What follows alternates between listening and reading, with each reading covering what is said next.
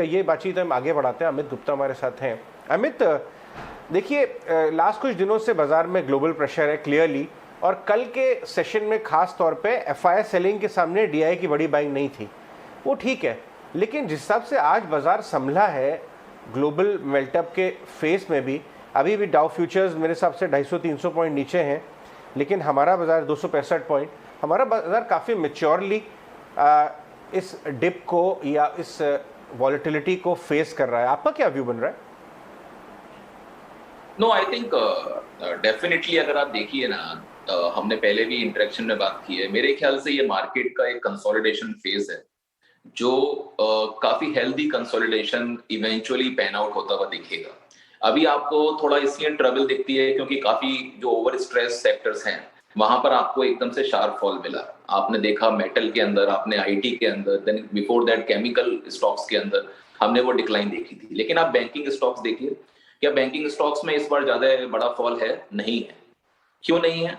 क्योंकि जो money flow है वो अल्टीमेटली उन स्टॉक्स में भी जा रहा है जहां पर उसको काफी वैल्यू दिख रही है।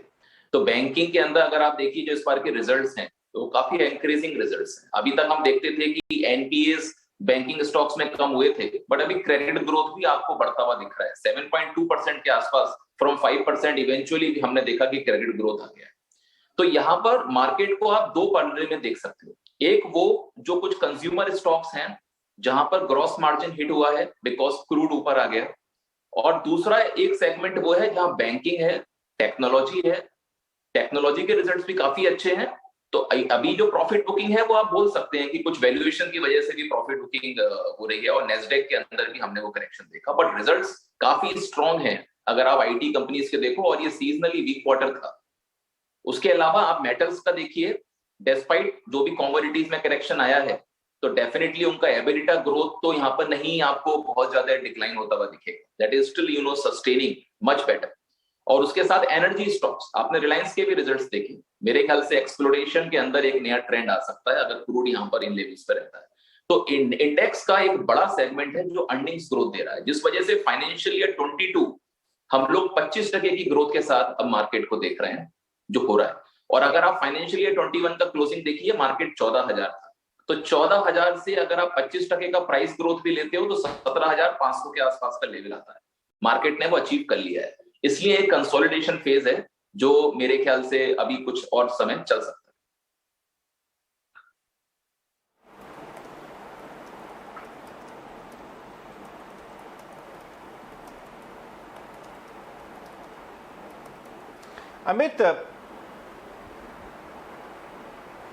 अमित, एक क्विक फॉलोअप, ये जो क्वालिटी ऑफ अर्निंग्स आ रही है स्पेशली बीटन डाउन सेक्टर्स की, ऑटो की अभी अभी नंबर्स देखिए आप, मारुति, क्या शानदार नंबर्स आ रहे हैं, एक्सपोर्ट डेटा भी बहुत बढ़िया है, बजाज ऑटो, हीरो मोटो भी नीचे से काफ़ी रिकवर कर गए। मैं आपसे बाय कॉल सेल कॉल नहीं लूंगा ऑटो स्पेस पे, बट आपको लग रहा है कि there is a strong case ये कंप्लीटली इग्नोर्ड स्पेस को अब देखना चाहिए?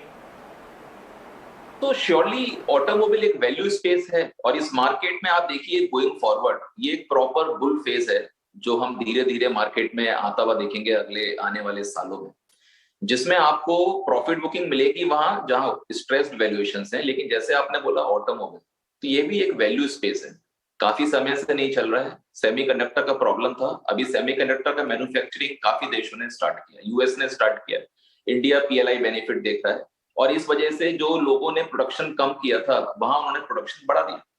अब आप मलेशिया वगैरह देखिए, उनका प्रोडक्शन कैपेसिटी वापस 90-95% के आसपास आ रहा है।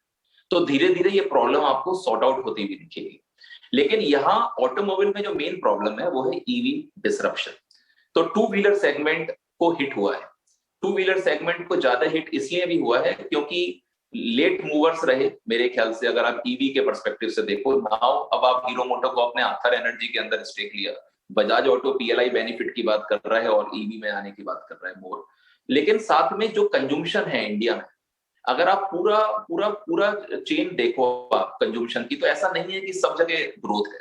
जो लोअर द स्पेक्ट्रम है, जो रूरल एरिया है, वहां पर कंज्यूमशन की ग्रोथ स्लो हुई है, जिस वजह से जो मास का प्रोडक्ट्स हैं जैसे टू व्हीलर्स, वहां पर आपको जो है ना इम्पैक्ट आता हुआ दिखा है।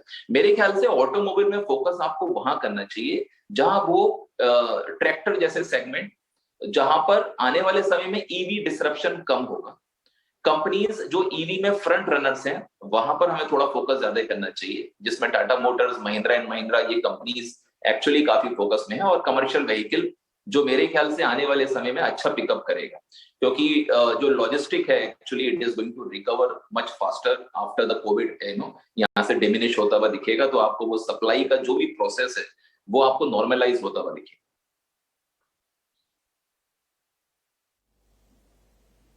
ठीक है अमित, पहले तो शुक्रिया ईटीनो स्वदेश को समय देने के लिए। अभी आप बैंक्स की बात बोल रहे थे कि बैंक्स ज़रा टूटे भी नहीं है। Actually banks are divided into two parts, एक तो सरकारी और एक गैर सरकारी, इसको प्राइवेट बैंक्स हैं। ग्रोथ अभी ज्यादा जो दिखती है वो गैर सरकारी बैंक, जिसमें आईसीआईसीआई है, एचडीएफसी, ये शामिल है। क्या इन्हीं में ही अभी पोजीशंस बना के रखें? क्योंकि सरकारी बैंक्स में क्या है ना, सिर्फ एसबीआई को अगर आप छोड़ दो तो ज्यादातर बैंक्स चले नहीं है। एक तो उनकी वेटेज भी कम है, चले भी नहीं है। तो आपका मैं जो आपके सामने डिवीजन रख रहा हूँ, क्या ठीक है कि आईसीआईसीआई, एचडीएफसी, कोटक, इन सब में पोजीशंस थोड़ी ज्यादा रखें? तो मेरे ख्याल से इसको ना आपको डिफरेंट तरीके से देखना पड़ेगा। मेरे ख्याल से कॉर्पोरेट लिंक जो बैंक्स हैं वहां पर आप फोकस ज्यादा करिए, क्योंकि अगर आप देखिए तो लैंडिंग बुक में बैंक्स का क्या नहीं ग्रो कर रहा था, it was the corporate lending book which was not growing.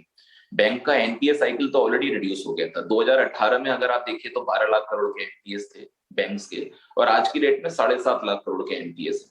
तो ऑब्वियसली एनपीए तो डिक्रीज हो गए थे सब्सटेंशियली, जिस वजह से बॉटम बन गया था बैंकिंग का।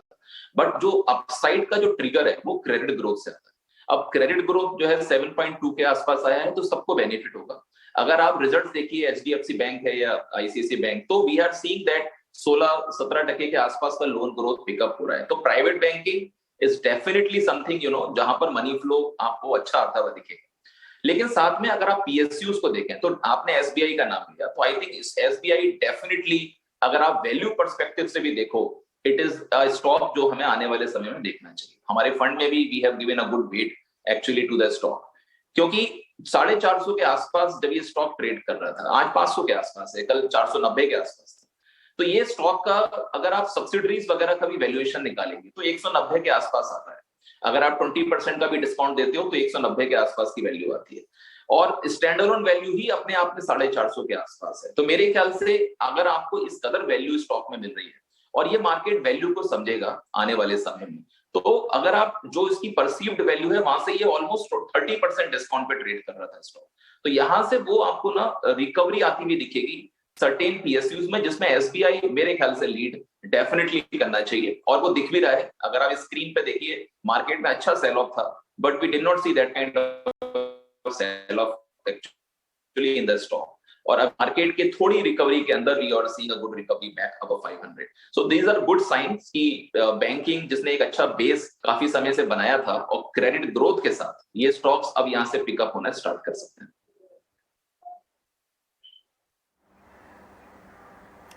Right, good afternoon Amit, Priyanka here, pleasure to have you on the show. अगर हम देखें ना, निफ्टी की अब तक लगभग 16-17 कंपनियों के रिजल्ट्स आ चुके हैं, मारुति के भी नंबर्स अब आ गए, आईटी के नंबर्स के बाद बैंकिंग स्पेस फॉर श्योर, और आपका पोर्टफोलियो में तो बड़ा एक्सपोजर बैंकिंग फाइनेंस सेक्टर है।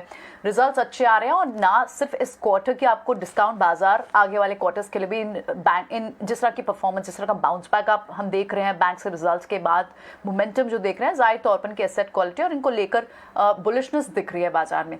अब कॉर्पोरेट अर्निंग्स में जो बाकी बची कंपनियां हैं, जो बाकी सेक्टर है, क्योंकि अभी भी कई सारे स्पेस है जहां से अभी नंबर्स आने शुरू हुए हैं। अब जैसे मारुति सुजुकी ऑटो से अब स्पेस शुरू हुआ है, ऐसे ही दूसरे स्पेसेस पर कॉर्पोरेट अर्निंग के लिए आज से आपके फोकस कहां होगा, not just for this quarter, otherwise also? So I think definitely अगर आप देखिए तो कैपिटल गुड्स, टेलीकॉम, अगर आप कॉर्पोरेट लिंक बैंक्स के अलावा देखिए तो ये एक सेगमेंट है जो मेरे ख्याल से अच्छा पिकअप कर सकता है। और जहां आज भी अगर आप वैल्यूएशन पर्सपेक्टिव से देखिए तो आपको काफी वैल्यू मिल जाएगी गोइंग फॉरवर्ड, जहां से अच्छा पुलबैक आ सकता है। फॉर एग्जांपल टेलीकॉम के अंदर तो आई थिंक ट्रिगर्स आना स्टार्ट हुए। अब आपने देखा कि उन्होंने प्रीपेड के प्राइसेस बढ़ा दिए, पहले पोस्टपेड के बढ़ाए थे, बट 80% से ज्यादा रेवेन्यूज तो प्रीपेड से ही आते हैं टेलीकॉम के अंदर। और वहां पर उन्होंने जब 20% का ग्रोथ दिया है टैरिफ में, तो आपको अब एवरेज रेवेन्यू पर यूजर इंक्रीज होता हुआ दिखेगा। इस बार आपने रिलायंस के नंबर्स में भी देखा कि 143 से 151 का जंप लिया, और सबसे अच्छी बात जो एबिलिटा ग्रोथ है वो काफी ज्यादा है इस सेगमेंट के अंदर, ऑलमोस्ट 40-45% के आसपास का एबिलिटा है। यानी कि अगर आप रिलायंस का एग्जांपल लीजिए, रिलायंस के जो रेवेन्यूज हैं जियो से, वो करीब 25,000 करोड़ के हैं। 2,05,000 करोड़ के टोटल रेवेन्यू में से 25,000 करोड़ आता है, जिसमें से जो एबिलिटा है उसका वो 40% के आसपास है। इस क्वार्टर में फिर से बढ़ा है, यानी कि आप close to out of 25,000 10,000 crore का आपका कोर मार्जिन क्रिएट हो जाता है। तो ऐसे में अगर आप भारतीय एयरटेल को भी लीजिए, जिसका ओवरऑल बिजनेस ही मोस्टली इसी सेगमेंट से आता है, तो मेरे ख्याल से एक अच्छा ग्रोथ है आने वाले सेगमेंट में। और आइडिया का जिस तरीके से हमने कंज्यूमर्स को स्लिप होते हुए देखा है, इसका बेनिफिशियरी ये दोनों स्टॉक्स हैं। इनफैक्ट भारतीय एयरटेल में भी हमने काफी अच्छा सब्सक्राइबर एडिशन बीच में देखा था। बट मेजर ये है कि जो लोअर द स्पेक्ट्रम इन्होंने प्रीपेड को थोड़ा ऊपर किया है, तो वहां पर जो आरपूज हैं वो आपको सिग्निफिकेंटली आने वाले दिनों में इंप्रूव होते हुए दिखेंगे। तो ये एक डेफिनेटली एक ऐसा सेक्टर है जो मेरे ख्याल से बहुत अच्छा रेवेन्यू ग्रोथ आपको देने वाला है। दूसरा कैपिटल गुड्स। तो कैपिटल गुड्स में प्रीवियसली प्रॉब्लम ये था कि बहुत नॉन कोर एसेट्स थे इन कंपनीज के पास। तो अभी आप देखिए, तो जब इनको क्लियरली ग्रोथ दिख रही है, जब इनको दिख रहा है कि पब्लिक कैपेक्स मार्केट में इंक्रीज हो गया है, ये गवर्नमेंट ने जब से 2014 से आई थी तब से 1.4-1.5% ऑफ जीडीपी का ही आपको कैपेक्स था, जो स्टैंडर्ड कैपेक्स था, वो अभी 2.4% ऑफ जीडीपी हो गया है। तो कैपिटल गुड्स कंपनीज ने अभी धीरे धीरे जो नॉन कोर एसेट्स हैं उनको बेचना चालू कर दिया है। आप एल&टी देखिए, एल&टी ने काफी मात्रा में जो कंपनीज हैं जो नॉन कोर थी वो उसने बेची हैं, चाहे वो यूके में हो चाहे इंडिया में हो। इंडिया में आप प्रभा पावर प्लांट देखिए, उसने जो पंजाब में अभी उसको ऑन सेल किया है। तो वो नॉन कोर को अगर आप बेच रहे हो और आपकी जो दूसरे सेगमेंट्स हैं जैसे टेक्नोलॉजी है वो ऑलरेडी काफी अच्छा ग्रोथ फेज में है, तो आई थिंक गोइंग फॉरवर्ड तो यहाँ पर बहुत अच्छा टेलविंड है एल&टी जैसे स्टॉक के लिए भी आगे परफॉर्म करने के। तो मेरे ख्याल से ये दोनों ही कैटेगरी की अर्निंग्स यहाँ से आपको अच्छी रिकवरी होते हुए दिखेंगी। बिल्कुल Amit ji, good afternoon, welcome to 18 Hours Swadesh. Mansi Dave this side. दो सेक्टर्स जो कि अहम है करंट सिचुएशन को देखते हुए, इस पर हमने बातचीत की, लेकिन साथ ही बिल्डिंग मटेरियल स्पेस पर भी एक बार आपका नजरिया मैं जानना चाहूंगी, क्योंकि काफी कुछ, क्योंकि ये connecting sector real estate cement के साथ साथ बिल्डिंग मटेरियल में भी जो एडवांसमेंट हमने पिछले दिनों देखा है, इनफैक्ट 2021 में भी मिड कैप स्पेस में रोबस्ट परफॉर्मेंस अगर कहीं से था, उन सेक्टर्स में से एक बिल्डिंग मटीरियल्स भी रहा। खासतौर से सरकार के भी कई सारे प्लान्स हैं, गवर्नमेंट मेजर्स है, sanitization, affordable housing, pipe drinking जैसी सुविधाएं 2024 तक सब तक मुहैया कराने के लिए, और ये तमाम चीजें हैं जिसके चलते बिल्डिंग मटेरियल्स जो हैं वो फोकस में भी है। आपका नजरिया इस सेक्टर पर, आउटलुक क्या है? सो आई थिंक मेन ट्रिगर आने वाले दिनों में हमारे मार्केट्स के लिए, हमारी इकोनॉमी के लिए जो होने वाला है वो है हाउसिंग कैपेक्स। तो हमने पब्लिक कैपेक्स की बात की, हम प्राइवेट कैपेक्स को आता हुआ देख रहे हैं जिसकी वजह से क्रेडिट ग्रोथ भी पिकअप किया है। बट आई थिंक जो मेन और जो मेजर पुश है वो हाउसिंग का है, क्योंकि हाउसिंग साइकिल जब रिवाइव होती है तो काफी एंसिलरी सेक्टर्स होते हैं जो बहुत अच्छा परफॉर्म करने लगते हैं और जो इकोनॉमी के लिए बहुत बड़ा प्लस होता है। तो हमने ऑलरेडी देखा है कि 6 से 8 साल का जो डाउन साइकिल है वो हमारे मार्केट में हाउसिंग का खत्म होता जा रहा है, और ऐसा जनरली हमने हिस्टोरिकली भी देखा है कि 8-8 साल की साइकिल रहती है और उसके बाद एक नया अप ट्रेंडिंग साइकिल चालू होती है। तो अब यहाँ पर अगर आप देखिए तो हाउसिंग एक हम लोन एफोर्डेबिलिटी रेशियो निकालते हैं। वो लोन एफोर्डेबिलिटी रेशियो होता है कि कितना आप ईएमआई पे कर रहे हो टू योर इनकम। आज की डेट में वो जो एफोर्डेबिलिटी रेशियो है वो 2003-2004 के इक्विवेलेंट है। इसका मतलब जो एफोर्डेबिलिटी है वो बहुत ज्यादा है। उसके पीछे बहुत ट्रिगर्स थे कि इंटरेस्ट रेट्स डिकेडल लोज और लाइफ टाइम लोज की तरफ थे, और हमने देखा है कि कुछ सेगमेंट्स में जैसे आईटी कंपनीज में हायरिंग बहुत अच्छी हो रही है, और जो पे स्केल्स हैं वो भी काफी अच्छे रिवाइव हुए हैं इवन फ्रेशर्स। और टीयर 2 टीयर 3 सिटीज में भी हमने देखा है कि जो इंडिपेंडेंट हाउसेस हैं वहां पर डिमांड काफी धीरे धीरे रिवाइव कर रही है। तो रजिस्ट्रेशन आप देख रहे हो स्टेट वाइज काफी रजिस्ट्रेशन बढ़े हैं। हालांकि ऐसा नहीं है कि हर जगह स्टैम्प ड्यूटी कट आपको अब देखने को मिल रही है, इनफैक्ट अभी बढ़ भी सकती है, वो आगे जाकर इतना वॉल्यूम्स आएंगे जो शायद महाराष्ट्र में हो सकते हो। तो मेरे ख्याल से ये ट्रेंड इस चीज को दिखाता है कि जो हाउसिंग के साथ जो एंसिलरी बॉडीज हैं, सेक्टर्स हैं, जिसको आप बिल्डिंग मटेरियल्स बोलते हो, आई थिंक वो फोकस में डेफिनेटली आ रहे हैं। उसमें पेंट्स आ जाते हैं, उसमें फास्ट मूविंग इलेक्ट्रिकल गुड्स आ जाते हैं, उसमें पाइप्स आ जाते हैं, उसमें सिरामिक्स आ जाते हैं। ये सारे सेगमेंट्स अगर आप देखिए तो आज की डेट में 27 से 42% तक का ग्रोथ धीरे धीरे देना स्टार्ट किए। आप चाइना प्लस वन की बात करते हो, चाइना प्लस वन अभी तक तो मेरे ख्याल से पहले ये काफी बोर्ड रूम में बात होती थी, लेकिन अभी एक्चुअल में उसके रिजल्ट सामने आ रहे हैं। और जब ओमिक्रॉन आता है, जब जैसे जैसे कोई वेरिएंट आता है, तो उस चीज को और पुश मिलता है कि बाहर की कंपनी स्टार्ट कर देती हैं सोचना कि हम क्यों बिजनेस चाइना में दे रहे हैं, we can shift some business to India also and our government is ready with the reforms like PLI and Atmanirbhar Bharat. तो चाइना अभी आप उस एंगल से देखिए तो जो मोरबी विलेज है गुजरात में, वहां हमने बहुत अच्छे ऑर्डर्स देखे हैं सिरामिक्स वगैरह के, उनका एक्सपोर्ट जूम कर रहा है, जिस वजह से वहां भी अगर आप एंसिलरी कंपनीज में देखिए तो गुजरात गैस के वॉल्यूम्स बहुत पिकअप किए हैं, क्योंकि वो नेचुरल गैस प्रोवाइडर है उन सब कंपनीज को। तो this is where from the housing capex perspective, I think many opportunities are coming now, and the building material segment is looking quite bright actually going ahead.